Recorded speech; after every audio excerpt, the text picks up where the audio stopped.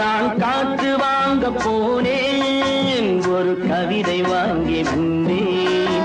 அதை கேட்டு வாங்கி போனாள் அந்த கண்ணி என்னவானாள். நான் காற்று வாங்க போனேன், ஒரு கவிதை வாங்கி வந்தேன். அதை கேட்டு வாங்கி போனாள் அந்த கண்ணி என்ன